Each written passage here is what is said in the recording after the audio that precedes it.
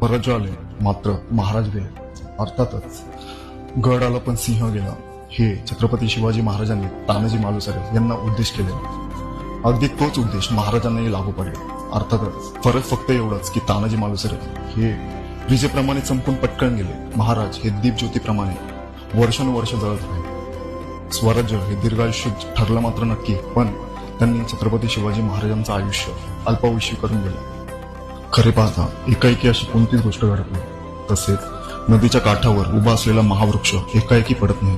त्याला क्षणाक्षणाने त्याची मुळे जमिनीपासून निष्ठत असतात आणि त्याला आतून कीड लागून तो पोखरला जात असतो.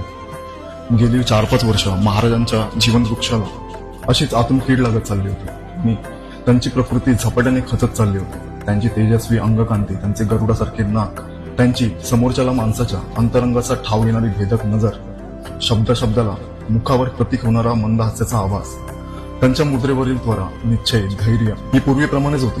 पण या सर्वांच्या मुळाशी असलेला जीवनाचा झरा मात्र झपाट्याने आटत चालला होता. अर्थात 35 वर्षांपूर्वी हे महाराष्ट्र राज्य व्हावे ही ती श्रींची इच्छा असा उग्र संकल्प त्यांनी रायरेश्वराच्या साक्षीने सोडला आणि हिंदवी स्वराज्याची स्थापना करून त्यांनी या संकल्पनेची सांगता केली. त्यांना एका क्षणाचीही ऊन, थंडी, पाऊस, वारा, दिवस, रात्र कशाचीही तमा बाळगता आली नाही.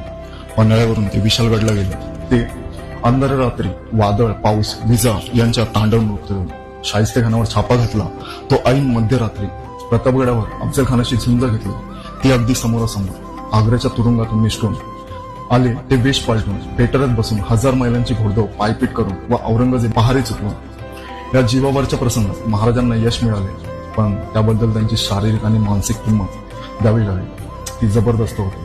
आग्र्याहून महाराज रायगडवर आले आणि 2 महिने अंतरुणात खिळून पडले. स्वराज्य त्यांनी मिळवले, पण स्वराज्याने त्यांची किंमत पुरेपूर वसूल केली. म्हणूनच म्हणतात ना की स्वराज्य आले पण महाराज गेले. अर्थातच